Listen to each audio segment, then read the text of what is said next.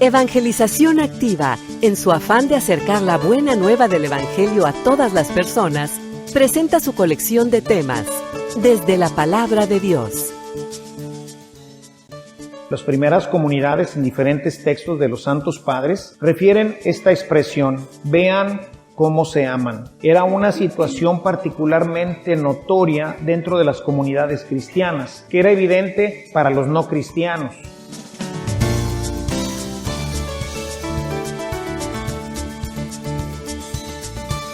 Este servicio te llega gracias a la aportación económica de nuestros suscriptores.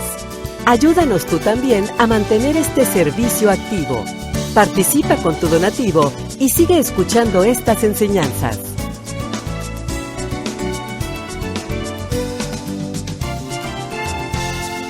Esperamos que al escucharlos, la semilla del Evangelio dé fruto en tu corazón.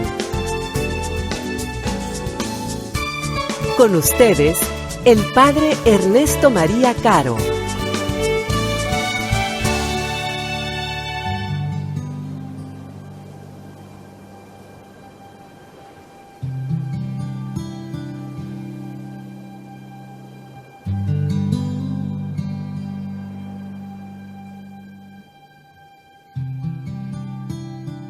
En aquel tiempo hubo una boda en Caná de Galilea, a la cual asistió la madre de Jesús.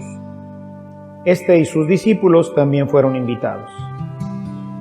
Como llegara a faltar el vino, María le dijo a Jesús, «Ya no tienen vino». Jesús le contestó, «Mujer, ¿qué podemos hacer tú y yo?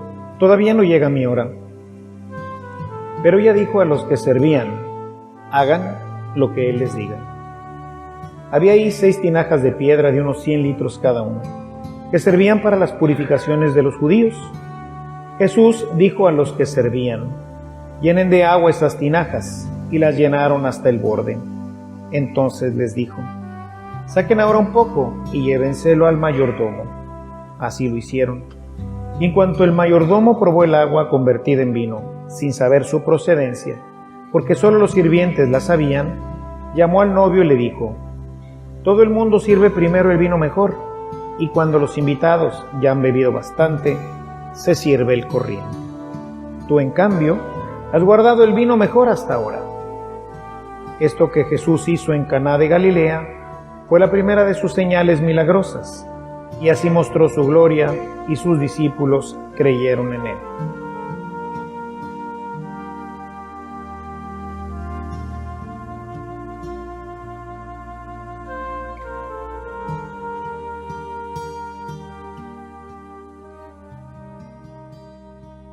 En este segundo domingo del tiempo ordinario, la liturgia introduce este texto de San Juan.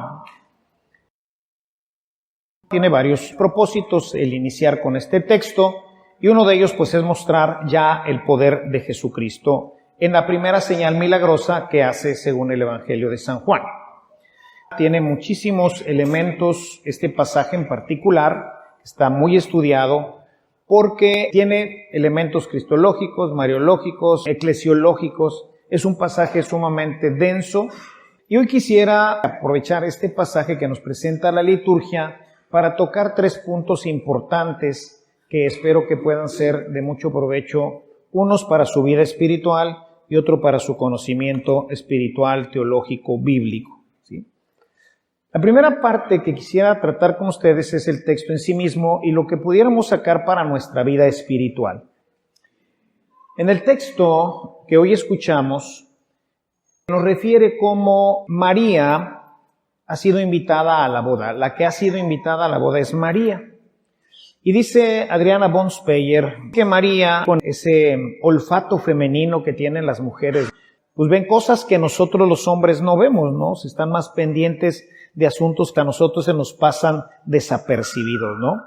Entonces ella dice, con su olfato femenino pudo descubrir que había algún problema dentro de la celebración de esta boda, ¿no?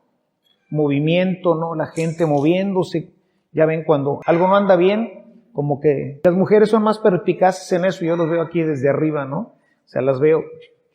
Algo no está bien. Hay algo ahí, ¿no? Y entonces ella descubrió que faltaba el vino. E inmediatamente va a buscar a su hijo para que haga algo, ¿no? Ver en qué puede ayudar. Y este es el tema que quisiera yo tratar con ustedes.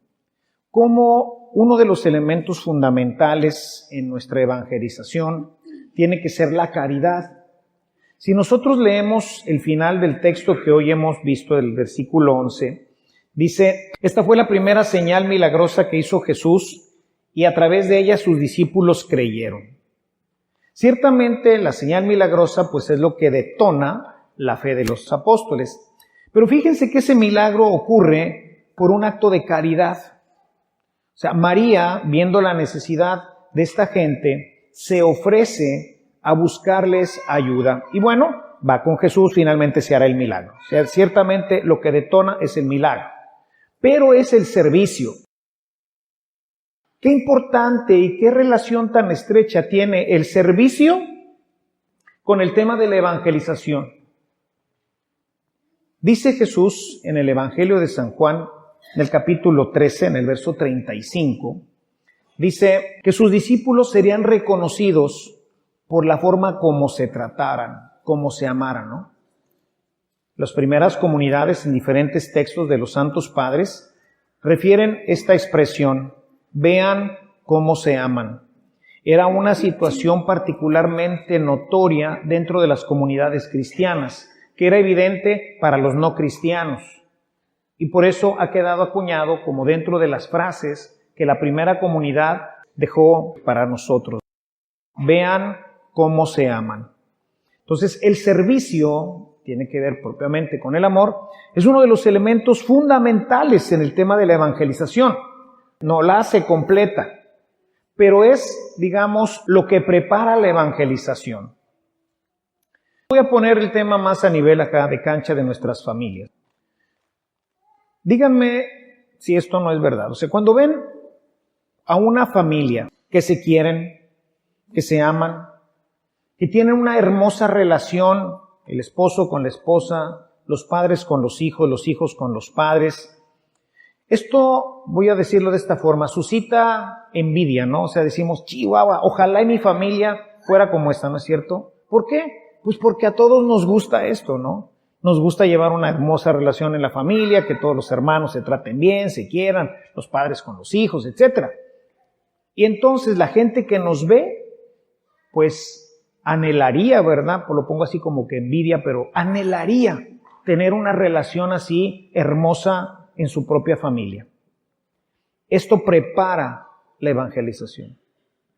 Porque la gente se empieza a preguntar: ¿por qué ellos son así? ¿Por qué nosotros no tenemos esta relación?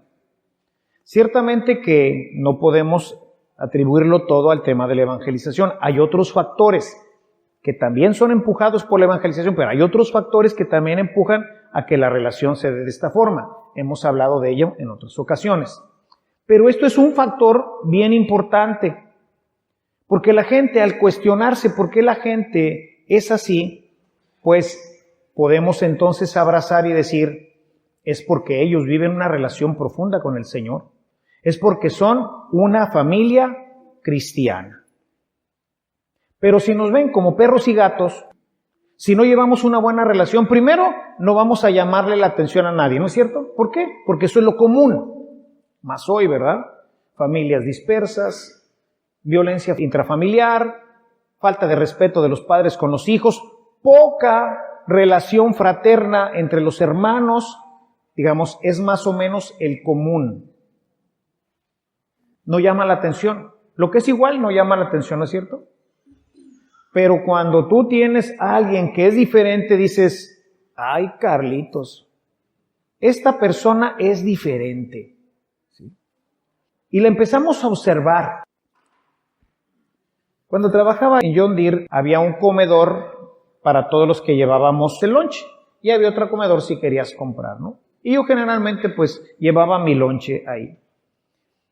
Y bueno, pues me sentaba a comer en alguna mesa ahí con los demás hermanos. Y bueno, pues daba gracias, ¿no? Hacía mi oración y comía. Y bueno, ya compartía con los que estaban compartiendo en mi mesa. Y un día se me acercó una persona, estaba ahí también comiendo, que era uno de mis compañeros. Me dijo, hermano, ¿y usted dónde se congrega? Y le dije, yo en la parroquia del Refugio. ¿En la parroquia del Refugio? Sí, le digo, soy católico. Dijo, ay, es que como veía que siempre daba gracias y se persinaba y hacía oración, pensé que era protestante, ¿verdad? Que se congregaba, no me dijo que era protestante, ¿verdad? Que se congregaba en alguna iglesia, ¿no? Evangélica. Y le dije, no, fíjese que soy católico, pero los católicos también rezamos, también damos gracias, ¿no? ¿Qué quiero decir con esto, no? Se nota. De repente eres una persona diferente y la gente lo nota. Somos una familia diferente. Una familia que se trata con caridad, con respeto, con amor. Y esto empuja la evangelización. Es como el caldo de cultivo, el amor. ¿Sí? Vean cómo se aman. Y por eso es bien importante que desde muy pequeños en la casa vayamos fomentando, y este es un trabajo muy importante de los papás, no solamente el tema de hablarles del Señor y llevarlos por el camino del Evangelio, sino enseñar a los hermanos a amarse y a servirse, a prestarse las cosas, a estar dispuestos a ayudar al otro hermano. Esto, cuando llegamos a la vida adulta, es fundamental. Si esto no se inculcó, si esto no se vivió en nuestras familias, el egoísmo del mundo, y más si todavía no hubo evangelización en los chavos, vivimos familias completamente dispersas, separadas, no hay solidaridad, ves que el hermano está pasando una situación económica difícil en la casa y no te importa, ¿verdad? No te interesa porque de pequeño no lo hiciste. No le prestaste tus pinturas a tu hermana, no le prestaste tu bicicleta, no le prestaste tu juguete. No estuviste atento para ayudarlo, para servirlo, para compadecerte de él. Ya lo regañaron, se lo pusieron como camote, ¿verdad? Como decimos, porque hizo algo mal. Se ve el hermano, hombre, échale ganas, compadre, no te agüites. No, sí, pues bueno. Chiquito o grande, ¿verdad? Bueno, esos son los elementos que van a dar como resultado al final que se vaya dando el milagro de la evangelización. Y al final, como dice la Escritura hoy, y los discípulos creyeron en él. Pero si no nos ven amarnos, si no nos ven servirnos, si no ven a los esposos amarse y servirse, si no ven a los hijos servir a los padres, ¿verdad? ¿Por qué tengo que ir yo, mamá? ¿Por qué tengo que ir? Pues, ¿cómo van a creer? Los chavos, ¿verdad? Tienen que ponerse las pilas. No, mamá, ya conforme vamos siendo más grandes, pues tenemos que compartir todo. O sea, no nada más es chamba de mamá, el lavar trastes, el lavar ropa, el hacer la casa. Es un trabajo de todos, todos vivimos ahí. Por eso decían los cristianos, vean cómo se aman, vean cómo se sirven los hermanos, los padres con los hijos con los padres. Y obviamente desde ahí esto empieza a permear en la comunidad que me circunda. Ahora sí pasamos a otros niveles, mis vecinos de la cuadra, la gente de mi trabajo, pero es un hábito, es algo que voy haciendo, es algo que nos nace como a María, servir. Los grandes elementos ejemplares de María, pues son muchos, pero uno de los importantes, porque esto fue notorio para los que escribieron los evangelios, fue el servicio en Lucas. En Lucas, María va a servir a su prima, que está embarazada, una mujer ya mayor, ¿verdad? Y va a tener su primer niño. Si las chiquillas andan llore y llore, ven mami, porque me voy a tener un bebé. Ahora imagínense una mujer que dicen, bueno, de avanzada edad, para aquel tiempo, pues a lo mejor de 60 años, no sería una mujer muy grande en nuestro contexto, ¿no? Pero en el contexto de ellos, era una mujer, pues grande. Además, las mujeres del tiempo, pues estaban bien trabajadas, no como ustedes. Pues tienen todo papita, ¿verdad? ¿Quieres agua caliente? Pues nada más le abras a la llave. ¿Quieres un café? Pues nada más pones el microondas. En fin, todo está papita, ¿no? ¿Quieres ir a la universidad? Pues o papi te lleva, o ya tienes tu cochecito, ¿verdad? O tienes al menos el camión ya de perdido. Imagínense una mujer del tiempo. ¿Quiere agua caliente, mi chula? Vaya y parta leña. Órale. No crean que el partir la leña era de los hombres. Era labor de las mujeres partir la leña. Y luego tráigasela cargando, mi chula. Y el agua. ¿Ustedes creen que había agua ahí en la casa? No. El agua estaba en el pozo que estaba en el centro del pueblo. Ahí estaba el pozo, para que todos agarraran de agua de ahí. ¿Quiere bañarse, mi chula? Ándele. Váyase por unas 4 o 5 cubetitas, ¿verdad? 4 o 5 viajecitos de agua. Echarla. Y luego partir la leña. Y luego encenderla. Y luego calentarla. Y luego llévatela al bañito. Que no crean que era como el que tienen ustedes. No había mosaico, no estaba cerrado, no tenía su calentadorcito ahí, no. Había que batallarle, ¿verdad? Entonces una mujer de 60 años estaba bien trabajada. Quería bañarse también y pues, ¿a poco creen que iba a ir el marido a traer el agua? No. Una mujer de 60 años era una mujer con manos callosas, bien trabajada, ¿verdad? De levantarse muy temprano, acostarse tarde, tenía que tejer, coser, hilar, cuidar los animalitos, y luego todavía va a tener un bebé, madre de Jesucristo. María entiende, porque ella ha visto esto en su madre, o sea, ella sabe lo que es esto. O sea, María tuvo más hermanas, según nos narra la tradición, incluso el Evangelio, dice, porque al pie de la cruz estaba María y su hermana. Entonces tenía hermanas. Sabía cómo estaba este tema de tener un bebé. Sabía el tema de todo lo que tenía que ser una mujer, desde lavar, planchar, partir la leña, ir por el agua, cocinar, etc. Y luego tener un bebé a esa edad. Dijo, pues, voy a ir. ¿Y qué pasa cuando va? Ahí se manifiesta Dios, en la visitación, ¿no es cierto? O sea, pueden ustedes leerlo, Lucas 1:39 y siguientes, ¿no? O sea, cuando nosotros servimos, hermanos, Dios se manifiesta en tu familia, se manifiesta en tu casa, se manifiesta en tu vecindario, se manifiesta, Dios se manifiesta, y esa manifestación es la que va a empujar la evangelización.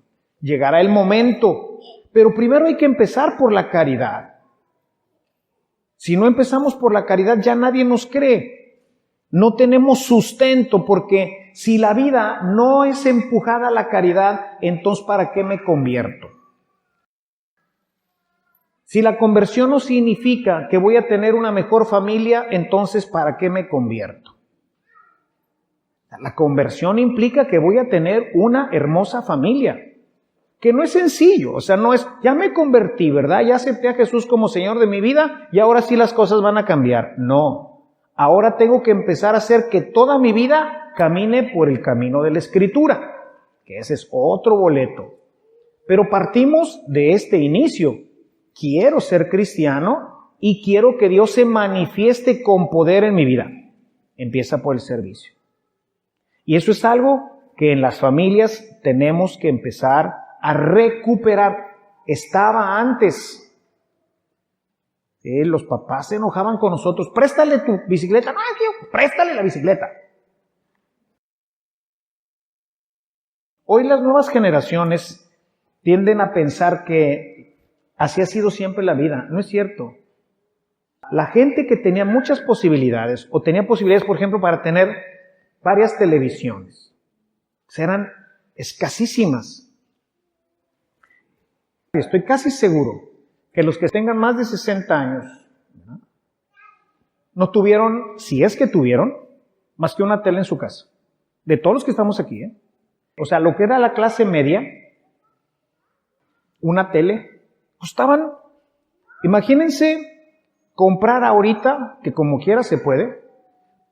¿Cuántos de ustedes tienen en su casa una televisión de 75 pulgadas? Nadie. ¿Por qué? Les voy a decir por qué, porque cuesta cerca de $3,000. nosotros no tenemos para comprar una tele de $3,000, ¿verdad? Son 60,000 pesos en una cochina tele. O sea, no los vas a gastar, ¿cierto? Ok. No les pregunto porque estoy seguro que son muchos, ¿verdad? Pero les podría preguntar cuántos de ustedes tienen más de una televisión. Y estoy casi seguro que la mayoría en casa hay más de una tele.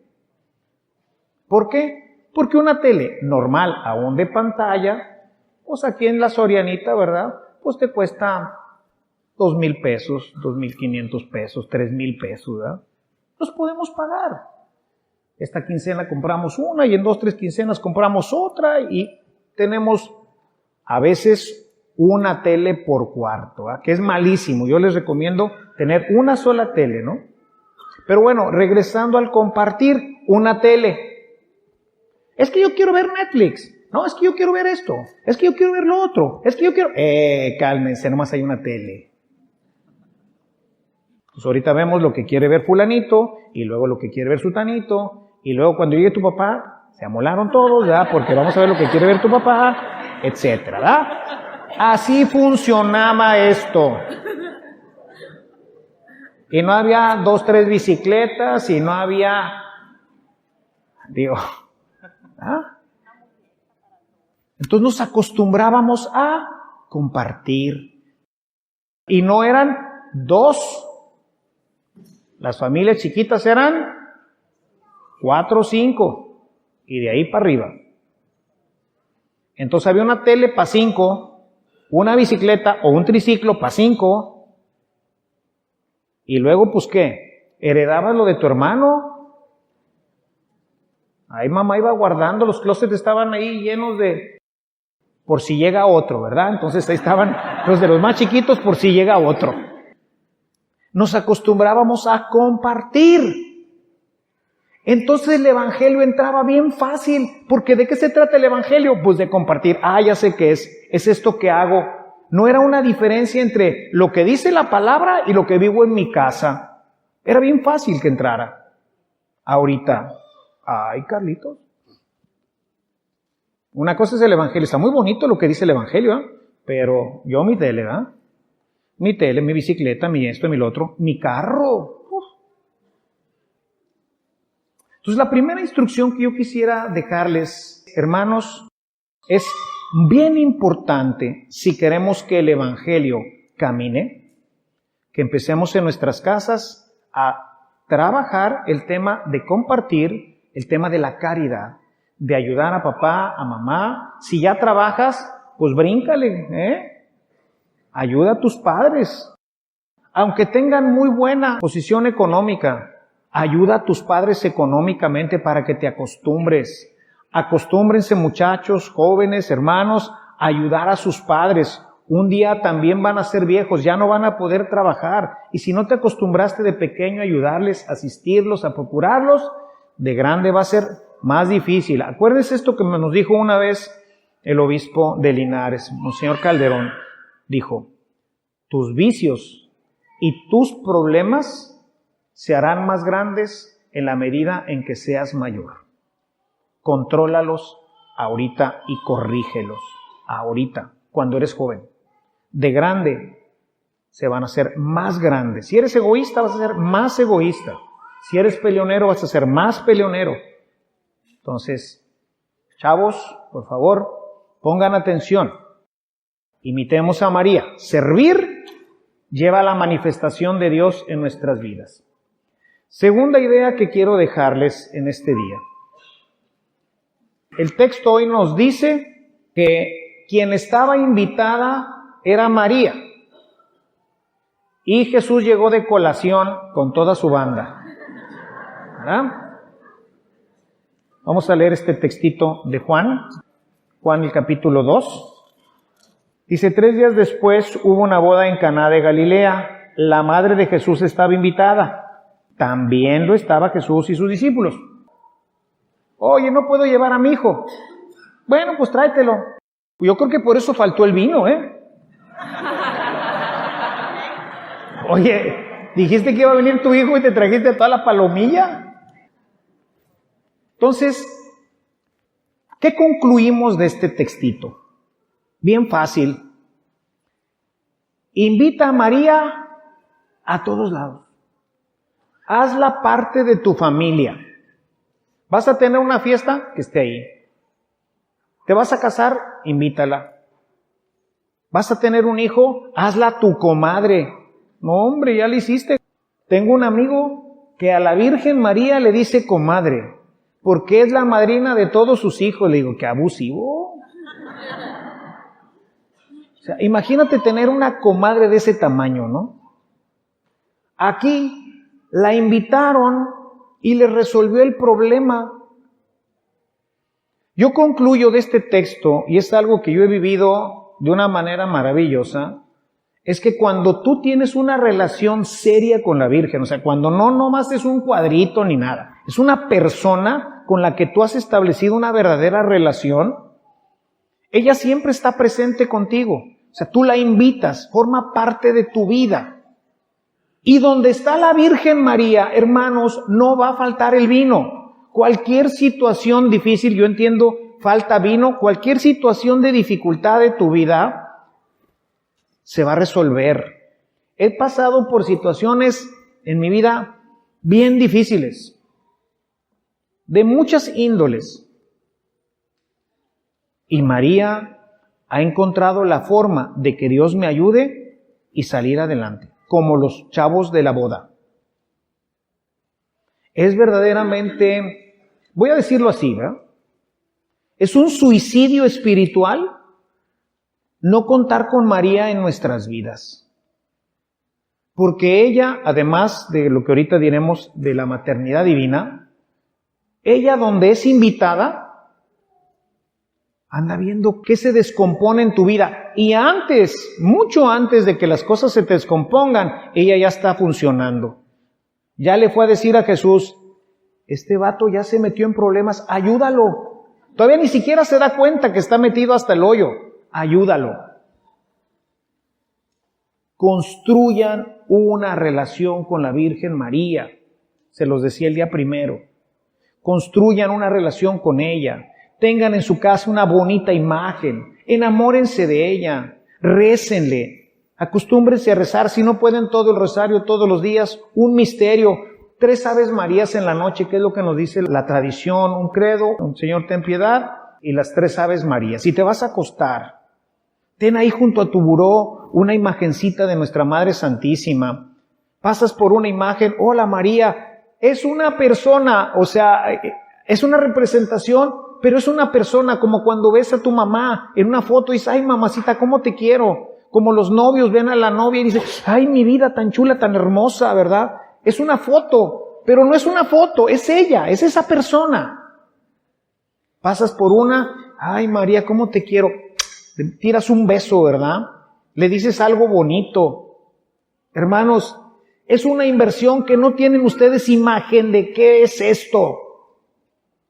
Tener a María cerca de tu vida es una garantía tremenda. Por eso dicen que no te puedes condenar, y no porque vaya a hacer cosas extrañas ahí, que fuiste un pecador empedernido y como quiera te vaya al cielo. No es cierto eso. No te va a dejar ser un pecador empedernido. Ese es el asunto. Va a vivir siempre buscando la forma de que tu vida agrade a Dios. Siempre. Segunda idea. Hermanos, construyan una relación con María. Invítenla a todo. ¿Te vas a casar? Invítala. ¿Vas a cumplir años? Invítala. ¿Te acabas de levantar esta mañana? Invítala a caminar contigo esta mañana. ¿Vas a empezar un nuevo proyecto? Invítala. Tengo otro amigo muy bueno, muy querido, que la tiene como socia. Es socia de su empresa. Su empresa se llama Vir-Mar. Virgen María. Que en paz descanse Fernando Maiz. Él tenía el helicóptero en el que se cayó y un avión. Y dice, y no lo compro si primero no me dan la matrícula que empiece con BM. Virgen María. O siempre Virgen, SM. Y sus dos aviones, su avión y su helicóptero, tenían matrícula así. Y cuando él se convierte, porque él se convierte a través de la Virgen María, él cambia la imagen de su empresa. Si ustedes ven más edificaciones, es azul y blanco, igual que la Virgen de María. Y su empresa se hizo grandísima. Digo, Chihuahua, yo creo que lo quería tanto la Virgen que se lo llevó antes, no, pues ni modo, ¿verdad? Pero créanme que tener a María cerca es... Hagan la prueba, ya no les digo más, hagan la prueba. Y ojalá y algún día me escriban un testimonio, como el que les presenté la vez pasada de lo del Corbán, ¿no? Y me escriban un testimonio de, yo adopté a la Virgen María y me la llevé a mi casa y las cosas son maravillosas, estoy seguro de eso. Y el último pedacito, que es un pedacito teológico, ya lo he visto, pero como estamos celebrando el octavario para la unidad de los cristianos, quisiera darles algunas referencias a propósito de este pasaje de la Virgen María para que ustedes las tengan por ahí. Quizás muchos de ustedes que tengan más tiempo en la comunidad hayan ya escuchado algo de esto. Lo primero para decirles, no se trata de ir ahorita con tu amigo, tu pariente, toda la gente que ya se hizo protestante para decirle, lero, ya sé esto, ahora no. Sino, como dice San Lucas, para que veas la solidez de la doctrina en la que nosotros creemos. ¿Ok? Bueno, rápidamente, para no alargarme mucho porque esto sería un tema muy largo, pero les voy a dar algunas referencias sobre el tema de la Virgen María que ellos excluyen de su teología, ¿verdad? Para ellos María no es nada, es la madre de Jesús y no quiere decir absolutamente nada más. No la honran, no la veneran, no nada, ¿sí? Esa es una situación que en la unidad de los cristianos tendríamos que, pues, empatar. ¿Por qué la Virgen María no? Primero, o sea, ¿por qué ellos la sacan del cuadro? La sacan del cuadro básicamente, mucha gente piensa que es por el tema de los hermanos, que si María tuvo más hijos o no tuvo más hijos. Ciertamente es un problema con ellos, es un problema teológico, es un problema bíblico que ya he tratado en otro momento, no lo trato ahorita. El problema central es que Lutero, que quería mucho a la Virgen María, habría que ver su comentario al Magnificat, que es un librote de este tamaño, hermoso. Hay dos citas muy importantes. Una es Romanos 3:23. Todos pecaron. Punto. Ya ahí, todos pecaron y se atraviesa a la Virgen, ¿verdad? Ya he tratado ese tema, pero ese es un punto que ellos tienen, es uno de sus bastiones, para decir que la Virgen María es igual que nosotros. Y el otro, que es el más importante, es Efesios 2:9, porque dice ahí San Pablo que es por gracia que somos salvados, y entonces niega cualquier tipo de cooperación de una persona humana en el proyecto de la salvación. Cosa que nosotros reconocemos desde el momento en que ella dice, hágase. Ahí nosotros reconocemos una cooperación de la Virgen. Mucho más cuando nos la deja como madre. Ahorita tocaré brevemente ese tema. Entonces, ese es el punto de ataque principal. Son esas dos citas en donde se queda parado y ya no avanza, ¿no? ¿Qué están haciendo hoy los que están trabajando en el tema de la unidad de los cristianos? Ir a la base. Estas teorías, esta doctrina aparece en el siglo XVI. En 1521, Martín Lutero empieza el proceso de separación de lo que hoy llamaríamos la Iglesia protestante de la Iglesia católica. 1521, siglo XVI. ¿Ok? ¿Qué pasó en los primeros 3 siglos? ¿Dónde estaba María en la vida de los cristianos de los primeros 3 siglos? Si quieren leer un poquito más a profundidad sobre esto, les recomiendo un libro de Scott Hahn que habla sobre la Virgen María. Pero, ¿qué pasó en esos 3 siglos? Siglo primero. escritura del Apocalipsis y del Evangelio de San Juan. Evangelio de San Juan probablemente escrito en el año 80-85, Apocalipsis entre 90 y 95. ¿Sí? Hablo del Apocalipsis. En el Apocalipsis aparece la mujer vestida de sol, que ciertamente está referida en principio a la iglesia, pero que hace una perfecta unidad con el tema de la Virgen. Ahí tenemos ya trazos de que la Virgen María era importante en el pensamiento de la iglesia. Siglo II, probablemente escrito esta oración entre el año 160 y el 220, no más allá del 220. Bajo tu amparo nos acogemos, Santa Madre de Dios, no desprecies las súplicas que te dirigimos en nuestras necesidades, antes bien, líbranos tú, de todos los peligros. Es la oración más antigua que recibe la iglesia después del Padre Nuestro. La más antigua, dicha por Jesús, Padre Nuestro, y la más antigua que recibimos después del Padre Nuestro, bajo tu amparo nos acogemos. Una oración, habla siglo II, año 160, habla de que la comunidad cristiana le daba culto a la Virgen y entendía que podía ayudarles desde el cielo. ¿Ok? Siglo II. Entre el siglo II y el siglo III se escribe un libro que se llama Protoevangelio de Santiago o Apócrifo de Santiago. Este escrito es entre el 220 y el 260. Entre esa época se escribió este libro. Este libro fue escrito para proteger o justificar la virginidad de María. Es un libro que no es aceptado por la iglesia por todo lo que dice ahí, ¿verdad? O sea, el tema de la virginidad de María tiene otros fundamentos. Pero en aquel tiempo, estamos hablando del año 220, la comunidad cristiana estaba preocupada por un tema que es la virginidad de María. Es decir, era algo en boga, o sea, la Virgen María no era una persona que desapareció del horizonte una vez que ya pues se murió, sino que estamos ya al menos 150 años después de la muerte de la Virgen, y esto forma parte de la cultura de la Iglesia católica, de la Iglesia de los cristianos.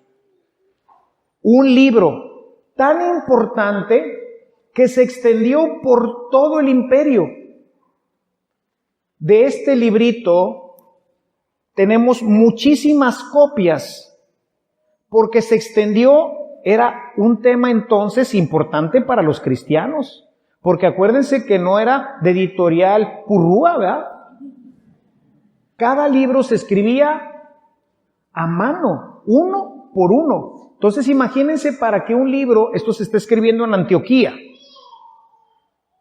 para que ese libro llegara a Roma, ahí les encargo, y a Jerusalén, y a Éfeso, y que se difundiera por todo el mundo a tal punto que cuando se está definiendo el canon entre el siglo III y IV, o sea, cuáles van a ser los libros que van a quedar en la Biblia, uno de los libros que se peloteaban era el Apócrifo de Santiago. No fue aceptado porque tiene muchas cuestiones gnósticas y de otro tipo, entonces no quedó en el canon, pero andaba en los nominados, ¿verdad? Como diríamos ahora, ¿no? Finalmente, siglo V, 431. En el 431 se celebra un concilio en Éfeso. Todos los obispos del mundo conocido, ¿verdad? Donde había llegado el cristianismo, se reunieron para definir la doctrina de Cristo. Nestorio, otro que también allá en Antioquía, ¿verdad? En Constantinopla, fue el patriarca de Constantinopla, Nestorio dice que hay dos personas en Cristo, que la persona que nace de la Virgen María es Cristo, y luego, así como nosotros recibimos el Espíritu Santo, Cristo o Jesús que nace de la Virgen María, ahí entra el Verbo. Él no acepta la encarnación, y siendo obispo, se hace una herejía que va a dividir la iglesia por 4 siglos. Se juntan todos los obispos para definir y dicen, en Jesús hay una sola persona, la persona del Verbo eterno, el Logos eterno del Padre, y ese Logos eterno del Padre se encarna, se engendra en el seno de María, y por eso, sin decir una herejía, podemos decir que María es Madre de Dios en función de su encarnación, no de su divinidad. María no es madre de la divinidad de Cristo. Es madre de Cristo, que es el Logos del Padre, que se encarna, y por eso con toda propiedad se puede decir que María es Madre de Dios. Siglo IV. La Iglesia, todos los cristianos empiezan a llamar con propiedad a María Madre de Dios. ¿Sí? Les presento estos 4 elementos porque son elementos que nos hablan de la primera etapa del cristianismo, cuando el cristianismo está fresco, cuando no le hemos metido mucha teología a este asunto. De tal manera que nosotros podemos decir, después, cuando llegamos ya al siglo XVI, pues Martín Lutero, quién sabe qué haya dicho, ¿verdad? Y qué sigamos diciendo ahorita. Pero hoy la Iglesia, también el Concilio Vaticano II, para tratar de purificar nuestra propia Iglesia, regresó a los Santos Padres. Si ustedes tienen en su casa los documentos del Concilio Vaticano, si no los tienen, consíganlos, pueden bajarlos en PDF, y vean Lumen Gentium para un solo documento, Lumen Gentium, la luz de la gente. Van a encontrar una cantidad de citas de los Santos Padres, todas entre el siglo I y el siglo V, porque la misma Iglesia dijo, a ver, ¿qué estamos haciendo? Pues necesitamos ver qué es lo que realmente se hacía, y no todo lo que después pues nos vamos deteriorando a lo largo de los siglos. Entonces, bueno, pues les dejo aquí estas reflexiones. Concluyo y resumo. Número 1. Es bien importante que nosotros vivamos la caridad como María, porque eso atraerá una evangelización, Jesús se manifestará. 2. Vamos a invitar a María a nuestras vidas, porque donde está María nunca falta el vino, nunca quedaremos desolados, nunca tendremos un problema que no podamos solucionar. Y 3, busquemos en la medida de nuestras posibilidades no discutir con el protestante, saber que nuestra doctrina es firme, y en un momento dado lo que yo les hago hoy es invitarlos a estudiar los orígenes del cristianismo. Ahí encontrarán la respuesta de cómo vivían los primeros cristianos y el papel que tenía la Virgen María dentro de esas primeras comunidades. Tengamos una relación fuerte con la Virgen. Ven, es importante en todos los ámbitos de nuestra vida y de nuestra familia. Si María está con nosotros, ¿quién podrá hacer que nuestra vida fracase? Alabado sea Jesucristo.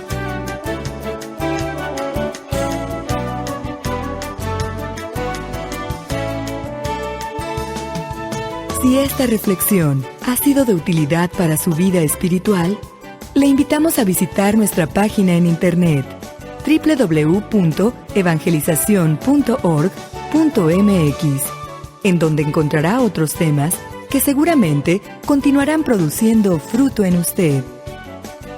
Que la paz de Jesucristo permanezca en usted y toda su familia, y que la ternura de María abrace su corazón.